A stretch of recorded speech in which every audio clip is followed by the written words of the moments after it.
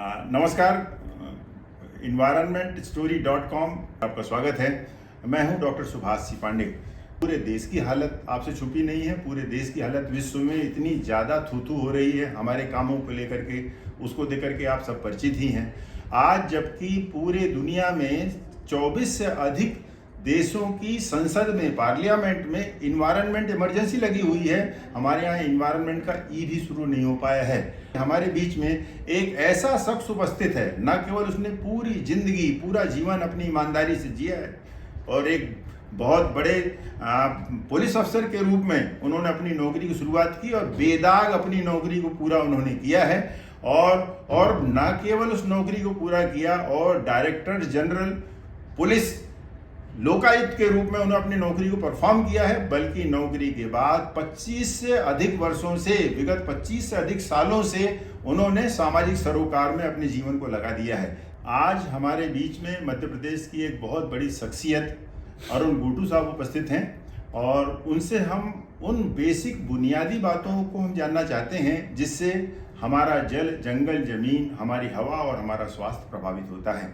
Sir, स्वागत है आपका।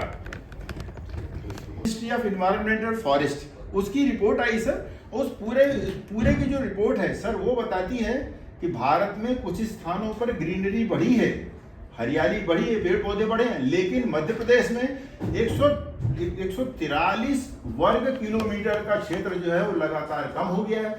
सर, ये तो बहुत डिटेरियोरेटिंग स्थिति है, जिसको हम अटवी प्रदेश कभी कहते थे इतिहास में कि ये जंगल का क्षेत्र है। उस जंगल के क्षेत्र की स्थिति अब ये है कि MOEF की बाईएनियल जो रिपोर्ट होती है, वो बाईएनियल रिपोर्ट के अंदर मध्य प्रदेश की स्थिति में लगातार जंगल जो है कम होते हैं। 150 वर्ग किलोमीटर की क्षेत्रफल लगातार कम हुआ है। यदि आप भोपाल की बात करें सर, तो भोपाल में 0.11 स्क्वायर किलोमीटर कम हो गया। यदि आप इंदौर की बात करें, 4 वर्ग किलोमीटर का शहरी वन खत्म हो गया है। सर, ये स्थितियां बहुत ज्यादा चिंताजनक हैं। भोपाल, इंदौर जैसे शहरों में sir VDF, very dense forest, तो बचा ही नहीं है। तो फिर ये स्थितियां चिंता, इस पर सर आप क्या टिप्पणी करना चाहेंगे? देखिए, मैं आपसे सहमत हूँ और MOEF की जो रिपोर्ट है उसको अपन नाकार नहीं सकते। वो सरकार की रिपोर्ट है और इसलिए उसे हमें ऑथेंटिक मानना पड़ेगा। और अगर हम उसको मानते हैं तो मैं देश की तो बात नहीं करता, पर प्रदेश के लिए ये मैं ज़रूर महसूस करता हूँ कि चाहे वो प्रेस हो, चाहे वो ब्यूरोक्रेसी हो, चाहे वो नेता हो, उनको ये बात समझनी चाहिए कि हम लोग डिजास्टर की तरफ जा रहे हैं। हमें प्रकृति ने बहुत कुछ दिया है, अपने आप दिया हुआ है, पर हम उसका संरक्षण भी नहीं कर सक रहे। लोग बात करते हैं कि 7 करोड़ पेड़ लगाए और 5 करोड़ पेड़ लगाए। अभी मैं आऊँगा सर उस पर। जी, अब देखिए कि किसने तो देखा उन पेड़ों को। और जो ये रिपोर्ट MOEF की है, ये बिल्कुल उसके विपरीत बात कर रही है। किसने गिना उनको और उसमें से कितने सरवाइव हुए, कितने बचे हैं, उनकी देखरेख करने के लिए कितने आदमियों की ज़रूरत थी, क्या था। तो ये सब बड़े ऐसे प्रश्न हैं जिसके ऊपर कम से कम जो नियंत्रण में है, यानी कि political arm of the government, उसको बहुत गंभीरता से सोचते थे। कम से कम अपने जो सरकार के जो अमला है, सरकार के जो डिपार्टमेंट्स हैं, उनके लिए तो कोई पॉलिसी बना है। अगर मैं सरकार के किसी दफ्तर में जाता हूँ और मैं वहाँ खुल्लम खुल्ला प्लास्टिक के उसके उपयोग देखता हूँ, तो मैं किस मुंह से बाहर वाले को कहूँ कि भाई तुम प्लास्टिक के कैरी बैग यूज़ मत करो, या प्लास्टिक की ये चीज़ यूज़ मत करो, या ये पर्यावरण के दृष्टिकोण से ये काम गलत है, ये मत करो। तो अभी तो हम इसी स्थिति पे नहीं है कि हमारे सरकारी दफ्तर, सरकारी डिपार्टमेंट, सरकारी इंस्टीट्यूशंस, उनके पास कोई ऐसी पॉलिसी है जो सस्टेनेबल उसकी बात करें। तमाम तरह के नियम है। वाटर को बचाने के लिए वाटर एक्ट 1974 है, एयर को बचाने के लिए एयर एक्ट 1981 है, सॉलिड वेस्ट मैनेजमेंट के लिए नाम है म्युनिसिपल सॉलिड वेस्ट रूल्स बनाए हुए हैं 2007 ही। वेटलैंड को बचाने के लिए वेटलैंड रूल्स बने हुए हैं। तो सर सारे नियम तो मुकम्मल हैं, इन नियमों का इम्प्लीमेंटेशन करने के लिए हाई कोर्ट और सुप्रीम कोर्ट पहले से ही थी, लेकिन सर सरकार ने ज़्यादा इम्फेसिस देने के लिए इस समस्या पर, उनको मालूम है कि ये विश्वव्यापी समस्या को ज़्यादा जोर देने के लिए नेशनल ग्रीन ट्रिब्यूनल की स्थापना कर दी। अब सर इन सारी नियंत्रणकारी संस्थाओं के रहते हुए हर प्रदेश में सेंट्रल पॉल्यूशन कंट्रोल बोर्ड की शाखा और मध्य प्रदेश में Madhya Pradesh pollution control board जैसी स्टेट शाखाएं उपस्थित हैं।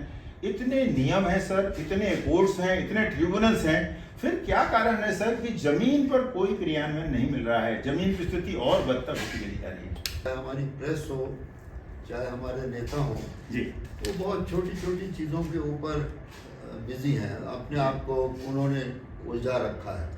और ये जो राष्ट्रीय स्तर के और अंतर्राष्ट्रीय स्तर के जो मुद्दे हैं और जो बहुत महत्वपूर्ण हैं, उनकी तरफ उनका ध्यान नहीं है। दूसरा फिर ये आता है कि जब ध्यान नहीं होता है, और ख़ास तौर से पॉलिटिकल आर्म का, राजनीतिज्ञों का, तो फिर पॉलिटिकल विल भी नहीं होती। तो पॉलिटिकल विल ही अगर नहीं है तो उसका जो परकुलेशन इफेक्ट या जो उसका जो नीचे जो असर जाता है, तो वो भी ऐसे ही ढीला जाता है। सर इस पूरे परिदृश्य में आपको शासन की भूमिका और जो ब्यूरोक्रेसी है उसकी भूमिका आपको कैसे आप देखते हैं? क्या वो किस हद तक काम कर रहे हैं, किस हद तक नकारा है? उस पर आप इस पूरे ब्यूरोक्रेसी, जो नियंत्रण करने वाली संस्थाएं हैं, जो प्रशासनिक लोग हैं, या फिर जो शासन है, उसकी भूमिका को कैसे देखते हैं सर? तो जागरूकता और पॉलिटिकल विल नहीं होगी, इच्छा शक्ति नहीं होगी, तो उसका असर ब्यूरोक्रेसी पे पड़ेगा, उसका ब्यूरोक्रेसी के नीचे तक पड़ेगा, पूरी ब्यूरोक्रेसी के ऊपर पड़ेगा। तो सबसे पहला जो ज़रूरी चीज़ है वो ये है कि, और अब हमारे माननीय मुख्यमंत्री आए हैं, नए मुख्यमंत्री हैं, और मैं सोचता हूँ कि पढ़े लिखे हैं, काफ़ी जानकार हैं, तो अब उनको ये दिशा देनी होगी। और अगर वो एक बार दिशा देंगे और प्रशासनिक व्यवस्था को समझ के, ऐसे सिर्फ कह देने से नहीं होता है काम, कुछ ऐसी प्रक्रियाएं होती हैं जिनको अपनाना पड़ता है। अगर वो अपनाएंगे तो यही ब्यूरोक्रेसी आपको रिजल्ट दे देगी। समय नहीं है कि हम व्यवस्था को सुधारने के अंदर देरी करें। देखिए, ये जो अतिवृष्टि हुई है आसपास के अंदर, अपन देखते हैं किस दिन भोपाल पे गिरेगी और किस दिन मध्य प्रदेश पे गिरेगी, इसका कोई कह नहीं सकते आप। IAS, IPS और IFS ऑफिसर्स, जिनको कि केंद्र सरकार का इतना ज़बरदस्त संरक्षण है, जिनको तनख्वाह, प्रमोशन, सब चीज़ें अपने आप मिलती रहती हैं, अगर वो नहीं खड़े होके और इस चीज़ को समझे और इसके लिए लड़ाई के लिए तैयार हो, तो फिर ये तो देश का दुर्भाग्य है। दुनिया ने देखा कि Guinness book of world record बनाने के नाम पर मध्य प्रदेश सबसे बड़ी नदी है नर्मदा, उसके किनारे 7.5 करोड़ पौधे 2017 में लगाए गए। और उसके बाद क्या हुआ, जब मुख्यमंत्री बदला तो मुख्यमंत्री से मुख्यमंत्री को पैरेलल बनाने के नाम पर नए मुख्यमंत्री को लगा दिया गया 5 करोड़ पौधे इन्होंने लगा दिया। सर सबको जोड़ने प्रदेश में पहले से भी कुछ पौधे बने होंगे, तो इसका मतलब है 14, 17, 18 करोड़ पौधे यदि यहाँ पर लगे हों, वास्तव में जो क्लेम किया जा रहा है, जब शासन ही पौधे लगा रहा तो ये माना जाएगा उसका संरक्षण भी मुकम्मल होगा। हमारे आपके द्वारा लगाए गए पौधे नष्ट हो जाते हैं तो वो बहुत बड़ी बात नहीं है, लेकिन शासन ने सारा हमला लगा दिया। उसमें माननीय प्रधानमंत्री जी उस समय उपस्थित हुए थे जब नर्मदा के किनारे पौधों का रोपण किया गया था। आज उन पौधों की वास्तविक स्थिति बहुत खराब है। ये जो बड़ी मात्रा में पौधे लगाए तो इसमें से 150 पौधे भी यदि बच जाए तो बच जाए, क्योंकि इन पौधों के संरक्षण के लिए, ट्री गार्डनिंग के लिए, उनकी मैपिंग के लिए, जियो टैगिंग के लिए कोई व्यवस्था नहीं की गई। और ये हुआ कि वो गिनीज बुक में तो रिकॉर्ड बन गया होगा, लेकिन वास्तव में जमीन पर वो पौधारोपण नहीं हो पा रहा है। यही कारण है सर कि मिनिस्ट्री ऑफ फॉरेस्ट जो है वो कह रही है कि लगातार वन कम हो रहे हैं और आप पौधे लगा रहे हैं। सर इसको आप किस दृष्टि से देखते हैं? मैं उसी दृष्टि से देख रहा हूँ जिस दृष्टि से आप देख रहे हैं जी, और शायद जनता देख रही है जी, कि कितने लगे, कितने नहीं लगे, कितने सरवाइव किए, इसका कोई ऑथेंटिक रिकॉर्ड अपने पास तो है नहीं। और अगर ministry of environment and forest ने ये कहा कि टोटल के अंदर इतना कमी आ गई, तो फिर ये सब जो 7 करोड़ और 5 करोड़ आप बात कर रहे हैं, इसके ऊपर बहुत बड़ा प्रश्न चिन्ह लग जाता है कि वास्तविकता क्या थी और क्या थी। ये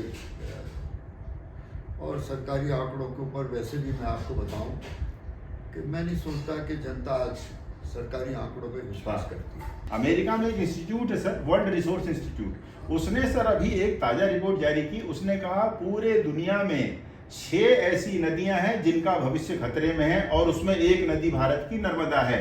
मतलब आने वाले समय में नर्मदा के समाप्त होने की पूरी संभावना है।